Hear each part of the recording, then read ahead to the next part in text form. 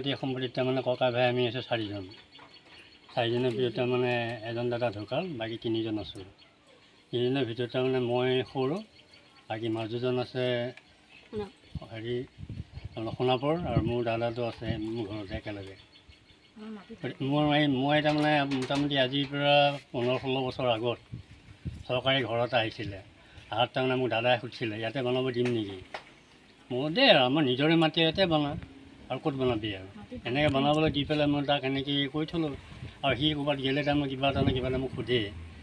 তাৰ অনুপস্থিত তাৰমানে একদিন কি হ'ল, আপোনাৰ তাৰ বেমাৰ পৰোঁতে তাক মেডিকেলত লৈ গ'লোঁ। মই লৈ গ'লোঁ, মোৰ লগত এটা ভতিজা আছে, মোৰ দাদাই ল'ৰা, এনেকৈ লৈ যাই মেডিকেলত মই তাৰমানে আপোনাৰ 3 দিন 4 দিন থাকিলোঁ। থকাত মানে মৃত্যু হ'ল। মৃত্যু হোৱাৰ পিছত আকৌ দাদাৰ ভায়েকক লৈ আহিলোঁ সোণাপুৰৰ পৰা, আনি আপোনাৰ তেওঁক কাম কাজ গোটেইখিনি কৰি লৈ আমি গোটেইখিনি কাম কাজ কৰি শেষ কৰিলোঁ। কৰাৰ তাৰ 1 মাহ পিছত আকৌ ধীৰেন শৰ্মাৰ ঘৈণীয়েকে মানে তাই আমাক নুপুচাকে তাই মাটি তাই নিজে কিনা বিলি মানে মাটিখিনি দখল কৰিছে। এই মাটি ভাগ বিতৰণ হোৱা নাই। এখন পট্টাৰে দাগ নম্বৰ গোটেইখিনি পৰিয়ালটো আমি বসবাস কৰি আছোঁ। আমি মানে কোনো কথা নাজানাকৈ তাই মনে মাটি তাৰমানে তাই নিজৰ বুলি 15 লাখ মাটি মানে দখল কৰি লৈছে। লৈ পেলাই তাই নিজেই জবৰদস্তিকৈ ঘৰ বনাইছে। সেইখিনিয়ে এনেকুৱাতে হৈ থাকোঁতে খেলি মেলি হৈ থাকোঁতে টংকেশ্বৰ দা মোৰ ভাই শহুৰ হয়, তেওঁৰ অসুখ হোৱাত তেওঁ তাৰমানে দ্বিজেন শৰ্মাও নাহে, মিনতী শৰ্মাও নাহে। আমি কি নকৰিম বুলি পেলাই মোৰ স্বামী মোৰ লগত আলোচনা কৰিলে, ভতিজাটোকো মাতি আলোচনা কৰি আমি ভাঙাগড় হস্পিটেলত লৈ গ'লোঁ। গাঁৱৰ মানুহেও তেওঁক তাৰমানে হেৰি কৰিছে, সহায় সহযোগ কৰিছে। কোনোবাই 500, কোনোবাই 300, কোনোবাই 200 এনেকৈও দিছে। আমিও দুখীয়া মানুহ, আমাৰো হঠাৎ ইমান পইচা নাথাকে, আমিও অলপ পইচা খৰচ কৰিছোঁ। আৰু আমাৰ বিয়া দিয়া বাইদেউ ভানুদেৱী, তেওঁ গুৱাহাটীত থাকে, তেওঁকো আমি ফোন কৰিলোঁ, তেওঁ আহিল, তেওঁ অলপমান পইচা পাতি দি ভাঙাগড় হস্পিটেলত লৈ গ'লোঁ। লৈ যাওঁতে মৃত্যু হ'ল। মৃত্যু হোৱাত তেওঁলোক এনেকুৱা অৱস্থাত হ'ল, আমাৰ এতিয়া কাম কাজ কৰিবৰ কাৰণেও তেওঁলোকে নাহে। আমি গাঁৱৰ মানুহকো লৈ পেলাই তেওঁলোকৰ ঘৰত গ'লোঁ। মই ইয়াত আগবালোঁ যে আমি দ্বিজেন শৰ্মাৰ ওচৰত আমিয়ে যাওঁ, কাৰণ আমি যিহেতুকে উদ্ধাৰ হ'ব লাগিব। আমি ব্ৰাহ্মণ মানুহ, আমি যদি তেওঁৰ কাম কাজ নকৰোঁ আমাৰ হাতে কোনে খাব। সেইকাৰণে আমি তেওঁক বহুত অনুৰোধ কৰিলোঁ। তেওঁ কিন্তু সেই সময়ত নাহিল, ঘৈণীয়েকো নাহিল। আনকি তেওঁলোকে আমাক একমুঠি ভবিজ খাবৰ কাৰণে চাউলো নিদিলে। এতিয়া বগী বাইদেউক তেওঁলোকে পোহা বুলি কৈ থাকে। বগী বাইদেউ এখন পাণ বজাৰ দিছে, আমি নাজানো তেওঁ কেনেকৈ, আমি সেইটো জানো দোকান দি খাই আছে। তেওঁ এতিয়া নাই, তেওঁকো আমি থাকিলে মাতিলোঁ হয়।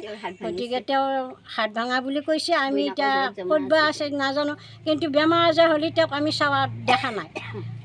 2 বা 3 বাৰ বেমাৰ আজাৰ হ'ল, গাঁৱৰ মানুহে তাত থৈ দিয়ে।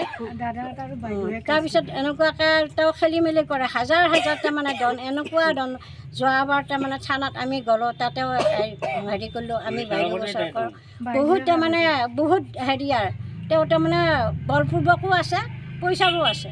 আমাৰ এতিয়া বলো নাই, আমাৰ পইচাৰো নাই। সেইকাৰণে আমি তেওঁৰ লগত এতিয়া চলিব অসুবিধা হৈছে। ভাই ককাই 4জনৰ ভিতৰত এজন সোণাপুৰত থাকে আৰু 2জন ইয়াতে থাকে। আৰু আমাৰ ভতিজা ল'ৰা এটা আছে। আমাৰ মাটি কোনো জোখা মেখা হোৱা নাই। চৰকাৰে আমাক এটা ঘৰ দিছিলে বোলে, মই কিন্তু তেতিয়া বিয়া হোৱা নাই।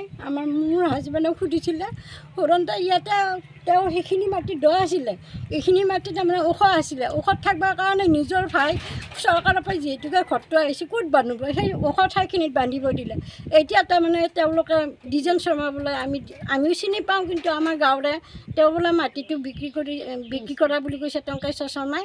এতিয়া বিক্ৰী কৰা বুলি, কিন্তু দ্বিজেন শৰ্মাক আমাক বিচাৰি আছোঁ। দ্বিজেন শৰ্মাক আমি পোৱা নাই। তেওঁ অনুৰোধো কৰিছোঁ, ক'ৰবাত যদি আছে আমাৰ মাটিটো আমি সুবিচাৰ কৰি দি বুলি, তথাপি নাহে। এতিয়া তেওঁ পৰিবাৰ মিনতী শৰ্মাই মাটিটো এতিয়া দখল কৰিছে। আমি তাৰমানে আমি নহয় হেঙাৰ দিয়ে।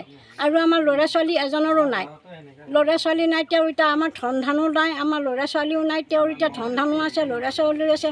তেওঁ ছোৱালী ডক্তৰ, এতিয়া তেওঁক জোখ কৰি পইচাৰ ওজন কৰি সেই হিচাপে মাটিও ওজন কৰি তেওঁ মাটি এতিয়া পুতি আছে। গতিকে চৰকাৰৰ ওচৰত আমি এই ল'ৰা ছোৱালী নহা মানুহকেইটা তেওঁ যাতে সুবিচাৰ কৰি আমাৰ মাটিখিনি প্ৰাপ্য কৰি দিয়ে, তাৰ বাবে মই হেজাৰ তেওঁৰ ওচৰত প্ৰণাম জনালোঁ। বসবাস কৰি থকা ঘৰৰ মাটি বেদখল কৰে। আমাৰ শহুৰৰ নামত থকা মাটিত চৰকাৰী আৱাস গৃহ এটা বনাব দিছিলোঁ। সেই সুযোগতে উক্ত জমি নিজে দখল কৰি বাকী পৰিয়ালক অন্ধকাৰত ৰাখি আমি বাধা দিলে কাজিয়া কৰিব আহে। আমি ইতিমধ্যে আৰক্ষী বিষয়াক এই বিষয়ে বিতংভাৱে জনাইছোঁ। আমাক যাতে মুখ্যমন্ত্ৰী মহোদয়ে সুবিচাৰ কৰি দৰিদ্ৰ পৰিয়ালটিক শান্তিৰে জীয়াই থাকিবলৈ দিয়ে।